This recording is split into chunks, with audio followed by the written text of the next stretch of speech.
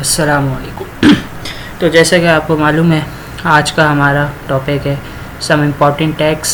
ठीक है, तो सम इम्पॉर्टेंट टैग्स के अंदर जो कुछ ऐसे टैग्स हैं, मैंने आपको एक सवाल बोला है कि आपने खुद देखना है, हर वीडियो में बार बार आपको याद दिलाता हूँ, डिस्क्राइब ऑल टैग्स। तो उसके अंदर से भी कुछ इम्पॉर्टेंट टैग्स जो कि मेरे को लगता है कि मैं आपको पहले बता दूँ, तो वो आपको डिटेल में मैं समझा देता हूँ। बाकी कुछ टैग्स खुद भी देख लीजिएगा। खैर, ये इम्पॉर्टेंट टैग्स अगर आपने समझ ली अच्छे से तो बाकी टैग्स भी कोई इतनी बड़ी चीज़ नहीं आ जाएगी इंशाल्लाह। ठीक है, बाकी मेरे दो पिछली पार्ट 1 और 2 की वीडियो है, उसके अंदर भी मैंने कुछ टैग्स जो है डिफ़ाइन किए थे, यूएल वगैरह, एलआई वगैरह, सारे टैग उसके अंदर आ चुके हैं, तो वो भी इम्पॉर्टेंट है सब। ठीक है, तो अभी जो है हमारे पास सबसे पहले नंबर पे आता है एक डिफ का टैग, जो कि एक इम्पॉर्टेंट टैग है। ठीक है, अच्छा, ये है डिफ। ठीक है, डिफ का टैग ओपन हुआ, क्लोज हुआ, नॉर्मल टैग की तरह है। अच्छा, ये इम्पॉर्टेंट क्यों है?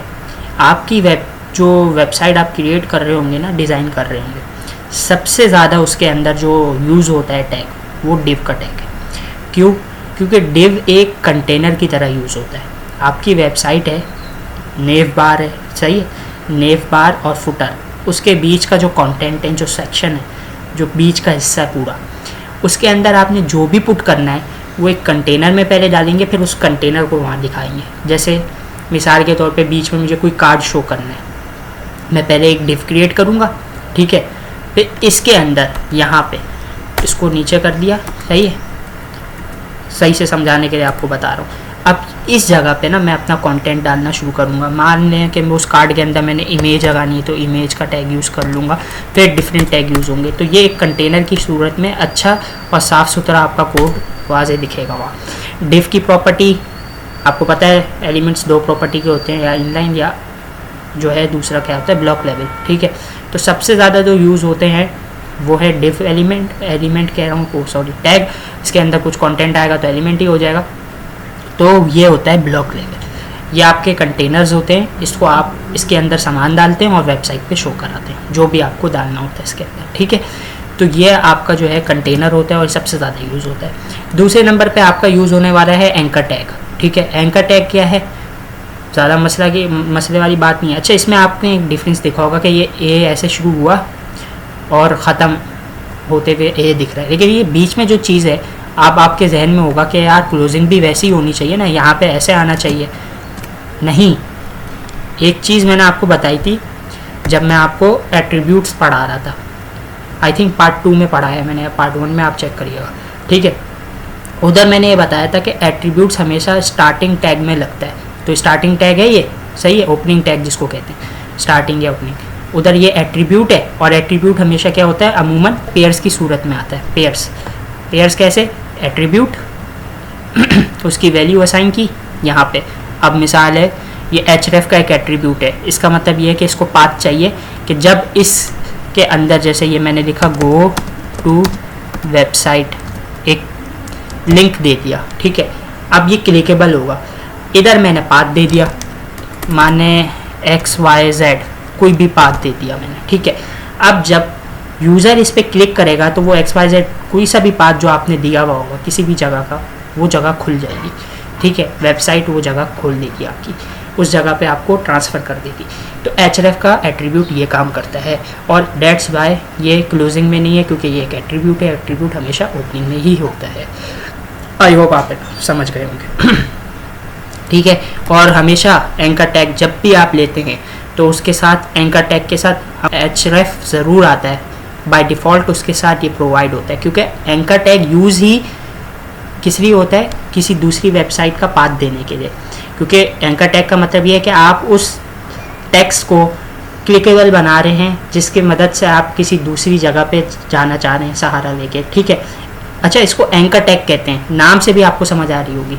एंकर क्या होता है? सहारा लेना। एंकर का अगर मैं आपको गूगल पे सर्च करके बताऊं कि एंकर क्या चीज़ है,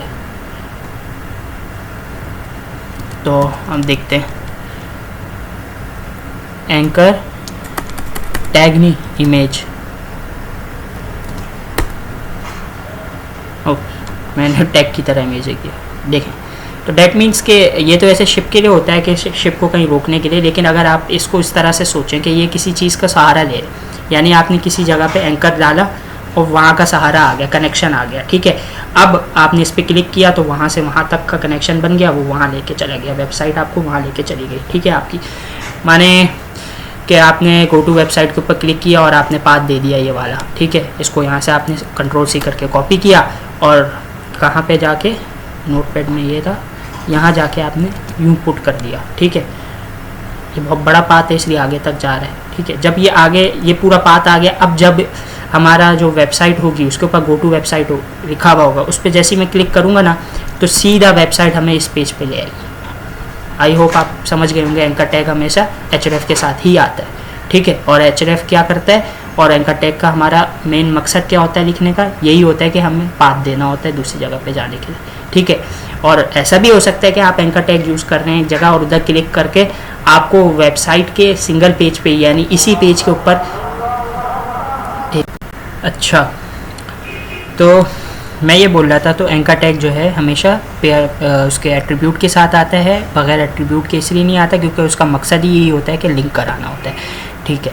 जैसे कि अभी आपको अगर ये इमेज का ये दिख रहा होगा टेक्स्ट, अगर मैं इसको चेक करूं क्या ये भी एंकर टैग है या नहीं, ज़ाहिर है ये एंकर टैग ही होगा। क्यों? क्योंकि जब मैं इस पर क्लिक कर रहा हूँ तो ये मुझे एक और जगह पे लेके जा रहा है, इमेजेस पे। हम चेक करना चाहें तो कर सकते हैं इसको, इस पर राइट क्लिक करें, इंस्पेक्ट करें, चेक करें, मेरे से गारंटी लेने के ये एंकर टैग में होगा। चेक कर लेते हैं, ये देखें ये एंकर टैग के अंदर है href और ये पाथ। अगर सोचें, एक मिनट, अगर मैं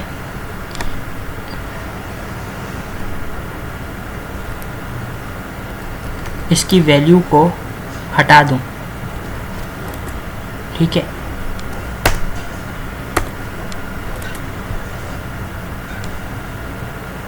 अब ये मैंने वैल्यू हटा दी, ठीक है, इक्वल्स टू खाली कर दिया इसको, ठीक है। अब मुझे बताएं ये इमेज का टैग कहीं लेके जाएगा मुझे? कहीं नहीं लेके जा रहा, वहीं का वहीं है। रिफ़्रेश हुआ, दोबारा वापसी आ गया। जब मैंने इस पर क्लिक किया ना, हुआ क्या, उसने इसी पेज को रिफ़्रेश कर दिया। जब ब्लैंक होगा तो उसी पेज को दोबारा रिफ़्रेश करेगा। जब उसी पेज को इसने रिफ़्रेश किया तो चूंकि सेव नहीं हुआ था, सेटिंग सेव नहीं की हुई थी मैंने, इसका जिन्होंने ये गूगल बनाया है, जो वेबसाइट बनाई है, उन्होंने इसको सेव किया हुआ था। मैंने तो सेव नहीं किया ना, मैंने तो अभी फ़िलहाल एडिट करके चेक करा। तो जैसे ही मैंने इसको दोबारा क्लिक किया, पेज रिफ़्रेश हुआ, जो पहले सेव हुआ था वो वैल्यू वापस आई। तो फिर उसके बाद दोबारा क्लिक करने पे हम चले गए इमेजेस पे, ये हुआ, ठीक है, ओके, ठीक है। अभी हम चलते हैं इधर और इसको वापसी जैसा था वैसे ही कर देते हैं, तो एंकर टैग आपको समझ आ गया। अच्छा, तीसरा हमारा यूज़ होने वाला इंपॉर्टेंट टैग है बटन। हमारी वेबसाइट्स जो होंगी उसके अंदर बटन भी बहुत दफ़ा यूज़ हुआ होगा। कई दफ़ा कार्ड्स में होगा कि बाय का बटन आपको दिख रहा होगा, कई दफ़ा आपको जो है नेव बार में बटन यूज़ होता हुआ दिख रहा होगा, कई दफ़ा आपको जो है किसी कंटेंट में बटन यूज़ होता हुआ दिख रहा होगा। तो बटन का टैग भी बहुत ज़रूरी है, और ये आपने अगर सही से पिछले वीडियोज़ में देखा होगा तो मुझे अच्छे से याद है, ये बटन का टैग इनलाइन है। मैंने पिछली वीडियो में, आप पार्ट 2 में जाके चेक करें, या पार्ट 1 आई थिंक था, जिसमें मैंने इनलाइन ब्लॉक लेवल बताया था और उसमें बटन का टैग भी बताया था कौन सा है। तो मैं यहाँ से भी चेक करके आपको बता देता हूँ, बटन का टैग इनलाइन होगा, इज इनलाइन और ब्लॉक इनलाइन होगा। यार आर इनलाइन एलिमेंट्स, ठीक है, इसके अंदर क्या आ रहा है, बटन आ रहा है, ठीक है। तो डेट मीन्स बटन का टैग क्या है, इनलाइन है, ओके। अच्छा, इसके अंदर मैंने मिसाल के तौर पे लिख दिया बाय नाउ, ठीक है। अब एक बटन बना हुआ होगा, उसको मैं CSS से स्टाइल करके पीछे से बॉर्डर बनाऊँ उसका, फिर उसको background colour yellow, red, blue कोई सा भी दे दूँ, तो एक बटन की सूरत में, और टेक्स्ट को कलर वाइट दे दूँ, तो टेक्स्ट जो उसके अंदर लिखा हुआ होगा, यानी एक बटन बना हुआ होगा, उसके अंदर बाय नाउ का जो है टेक्स्ट लिखा हुआ होगा, तो उस बटन, वो बटन की तरह होगा, उसको आप क्लिक करेंगे। अब वो बटन नेस्ट हुआ होगा किसके अंदर, एंकर टैग के अंदर हो सकता है, क्योंकि अगर आपने उस बटन को क्लिक करना हो, किसी और वेबसाइट पे लेके जाना है, तो फिर उसको आपको इस तरह से लिखना होगा कि ये बटन का टैग उठा के आपने डालना होगा किधर, गो टू वेबसाइट में ये हटाना होगा ये टैक्स, जाहिर है क्योंकि आपको ये टैक्स तो नहीं चाहिए ना बैंकर टैग में, बैंकर टैग में आपको चाहिए बटन, ठीक है। तो डैट मीन्स कि अब जब मैं बाय नाउ दबाऊंगा तो ये एंकर टैग पे जो वैल्यू होगी ये वहाँ लेके चला जाएगा बाय नाउ का बटन, ठीक है। इस तरीके से जो है हम खेलते रहते हैं वेब डिज़ाइनिंग के अंदर। वापसी कैसे सही होगा, ठीक है, ये आ गया, ओके। अच्छा, तीसरा इंपॉर्टेंट टैग इमेज और सोर्स। सोर्स क्या है, एट्रीब्यूट है, पेयर में आ रहा है, अमूमन पेयर में आते हैं। अच्छा, उसकी वैल्यू होगी, ये भी क्या करेगा, ये एक इमेज आप इसको शो कराना चाह रहे होंगे, इमेज के टैग में इमेज शो कराते हैं, आप पाथ देंगे, हो सकता है आपके पास इमेज डाउनलोड हो तो आपने अपने डेस्कटॉप से अपने पीसी से पार्ट देना होगा। अगर अदरवाइज़ आपके पास इमेज डाउनलोड नहीं होती, अगर मिसाल के तौर पे कोई इमेज ऐसी है जो आपने नेट से उठा के पाथ उसका दे दिया, जैसे और जगहों पे हम एंकर टैग में पाथ दे रहे थे, वो इसी तरीके से सेम कॉपी करके यहाँ डालेंगे तो इमेज का पाथ आ जाएगा। अच्छा, यहाँ पे क्लिकेबल पाथ नहीं होगा, वो इधर क्या होगा, इधर पाथ आएगा और इसको पता चल जाएगा कि ये पाथ है और यहाँ पे वो बता देगा कि इमेज का टैग है, डेट मीन्स कि इस पाथ पे जो इमेज रखी हुई है वो नीचे शो करा दो, बस इसका आपको शो हो जाएगी, बस एक काम है इसका। अच्छा, एक डिफरेंस है इस टैग में, आपने नोट किया क्या, इसका क्लोजिंग नहीं है, ये खुद क्लोज हो रहा है।